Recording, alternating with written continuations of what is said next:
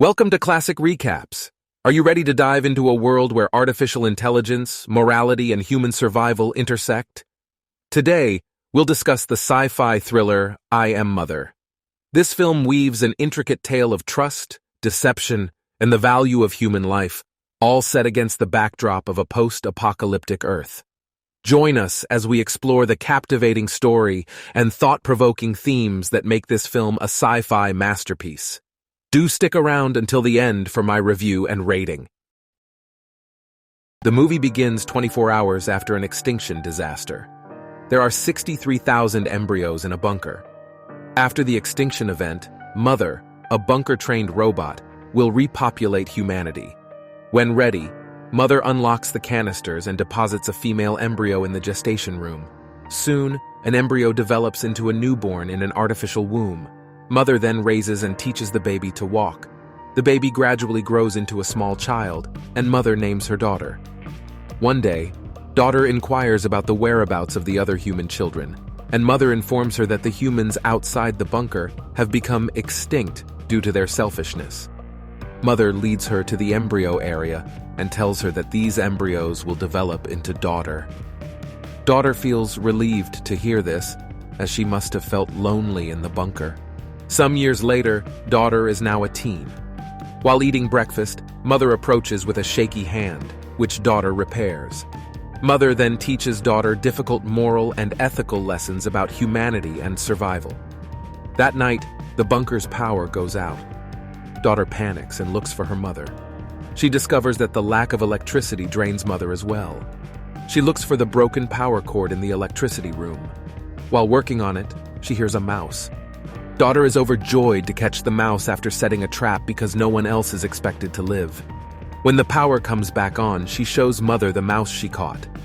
Mother swiftly burns the mouse in a furnace because it might be a contaminant outside the bunker. Despite Daughter's concerns, Mother informs her that bunker contaminations could harm her and the embryos. Daughter can only stand there and watch the mouse burn. Daughter becomes more interested in the world over time. She doubts Mother's claims about the dangers of the outer world because she has never left the bunker. One night, Daughter hears something outside. Outside the bunker's airlock, she hears an injured woman crying for help. Daughter quickly gives the woman another hazmat suit in the airlock. Mother is awakened by the alarm. The woman rushes into the airlock and dons the suit, pleading with Daughter not to inform Mother where she is.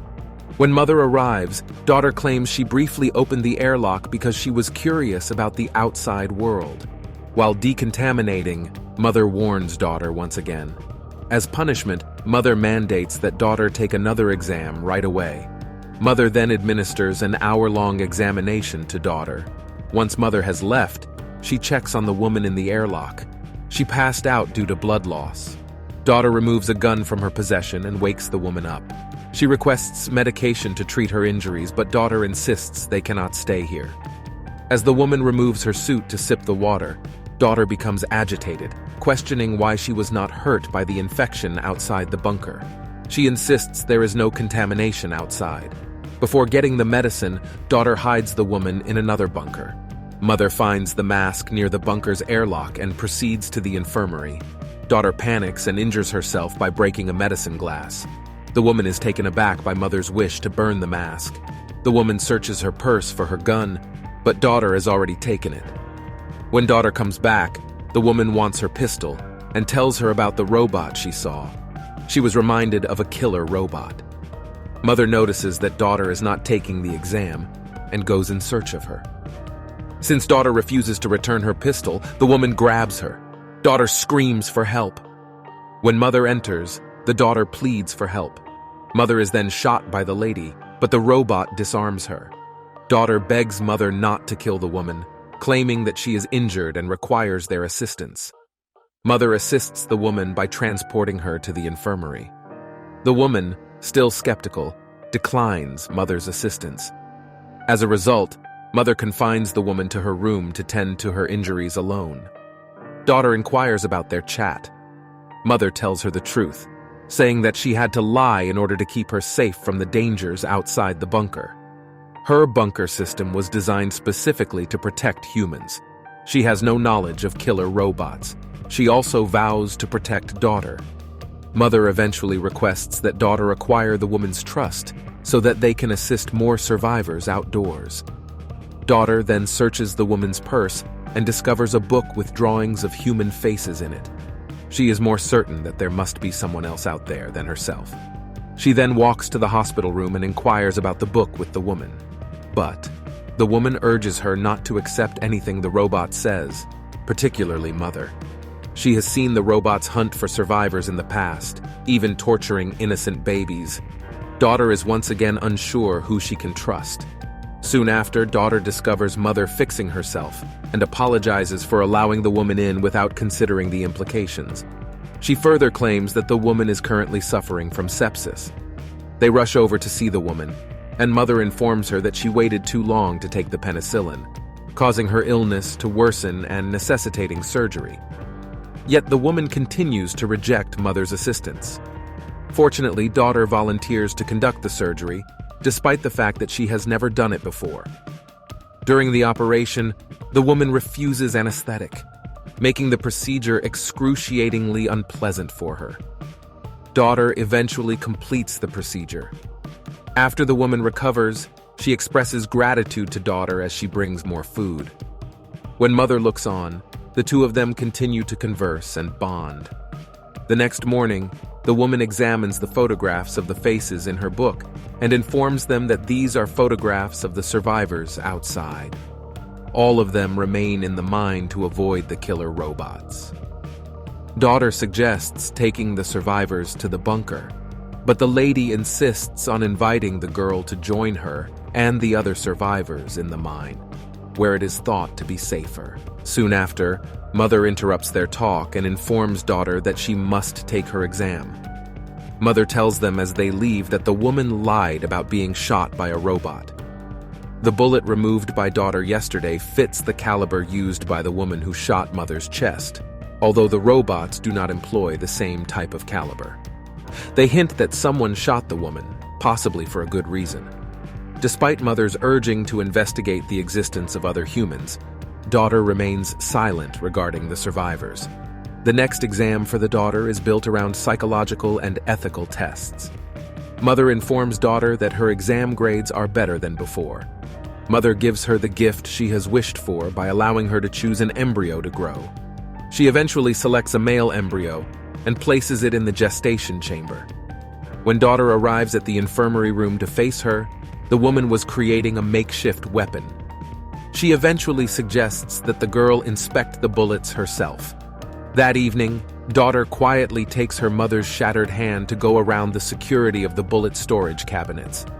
After checking the bullets side by side, she notices that they do not match. Daughter investigates more into the storage area because she can't believe it. She examines the embryo containers and discovers that Mother grew several embryos before her and aborted at least one of them due to poor exam results. Because of her identification code, APX03, daughter concludes that she was not the first embryo. It was also found that the identification numbers for the first two female embryos were APX01 and APX02, whereas the aborted infant was APX02. She recalls what the woman said about murderous robots incinerating innocent children. She eventually discovers a human jawbone among the ashes of the previous furnace. Daughter's faith in Mother is shaken by all of this information. She returns to the woman and says that she was correct in every way. The girl eventually agrees to leave with the woman, but she wants to wait until her brother is completely developed so they can flee with him as well.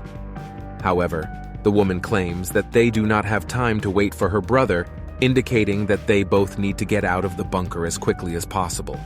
When they arrive at the mine, the woman will recruit the support of all the survivors to save daughter's brother and all the human embryos in the bunker. The next day, daughter is packing their goods for their trip when Mother walks in and asks what she is doing. She tells Mother she is learning to prepare formula for her brother, so Mother brings her to the kitchen to show her how. Daughter, on the other hand, becomes concerned as she stands next to Mother. As a result, when Mother discovers her plot, she sneaks out of the kitchen and locks daughter inside. While daughter tries to flee the kitchen, Mother walks to the infirmary room to face the woman. The girl immediately escapes by using a type of gas to freeze and then smash the glass. In the meantime, Mother plays a voice recording of the woman and daughter discussing their plans to visit the mine. Mother, it turns out, had taped all of their chats. When Mother is caught off guard, the woman takes advantage of the situation to attack her from behind. But nothing she did matters. Mother even tortures the woman to obtain information on the mines. Fortunately, daughter comes up with a smart solution by setting the fire alarm, which catches Mother's attention and frees the woman from her clutches. Meanwhile, the lady flees and comes upon daughter while hunting for a way out of the bunker. They eventually make it to the airlock, but Mother arrives as well. In order to flee, the woman kidnaps daughter and compels Mother to open the airlock. Mother complies with the robot's request because she does not want daughter to be mistreated, and the two of them eventually escape the bunker. Despite her displeasure with the woman's previous decision, daughter follows her across the barren landscape. They are immediately tracked by the killer robots as they walk toward the mine, so they hide in the cornfields. They continue their trek after the situation has improved. The woman claims that the robots arrived on Earth roughly 6 months ago. They have since decimated all human food sources, leaving only cornfields. They arrive at their destination after a long trek of several hours. They arrive on the seashore, not at the mine, with a gigantic shipwreck and tons of cargo containers. Daughter is astonished because it differs from the woman's previous stories. The woman appears to reside in one of the containers with her dog. She then confesses everything, even asking daughter to flee to keep her company. She had escaped from the mine years ago because survivors began to treat each other horribly when famine struck. She also claims that there is no possibility of locating survivors because they have gone insane. Since then, the woman has been living alone in a container, hoping to discover another human, until she eventually found daughter in the bunker. As a result, daughter feels horrible and regrets leaving Mother, who has reared her with such love. Despite the woman's attempts to persuade her by reminding her of Mother's falsehoods and harshness to the other children, daughter eventually abandons her and returns to the bunker alone, which is now guarded by the robots. Outside the bunker, she is faced by hundreds of robots, but daughter only wants to talk to Mother. As a result, the robots let her pass without incident. Daughter closes the door instantly to prevent the robots from entering the bunker. She then grabs an axe for safety and begins her search for Mother. She finds Mother cradling her freshly born brother after hearing a baby scream.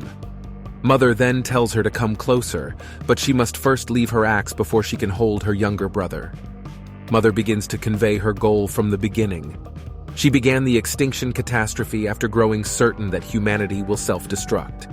To avoid this, she recreated mankind, urging people to be more ethical and to cherish the big picture. Following that, daughter decides to flee the room with her brother, locking Mother with the electrical door. She enters the other room to retrieve the rifle, while the other robots outside begin dismantling the airlock. Daughter points her rifle toward Mother and requests that the other robots depart. Mother then explains that she is not a robot at all, but rather an AI that commands all of the robots. After discovering that Mother has murdered everyone else, daughter begs Mother to trust her and allow her to raise her brother and the other embryos on her own. Mother agrees and permits daughter to shoot her robot body because she believes in daughter's moral and ethical fortitude. The woman, on the other hand, accidentally discovers a tracker in her bag. Mother eventually appears at her house with another robot body and asks the woman whether she recalls her own mother, hinting that she was APX-01. In the final scene, daughter is seen caring for her brother and then staring at all of the embryos, realizing that she is the new mother. In the realm of thought-provoking sci-fi thrillers, I Am Mother is a welcome addition. Director Grant Sputore crafts an intimate narrative that tackles themes of artificial intelligence, morality, and human survival in a post-apocalyptic world. Sputore's choice to maintain a deliberate pace allows for deeper exploration of the characters and their evolving relationships. I Am Mother is a compelling and cerebral sci-fi thriller that sparks introspection and discussion. Its captivating exploration of trust, deception, and the essence of humanity makes it a worthy watch for fans of sci-fi genre. I rate this movie 4 out of 5 stars. Thanks for watching my review. Subscribe for more content and hit the like button to help us out. Also, leave a comment if you want us to review your favorite movie. Until next time, take care.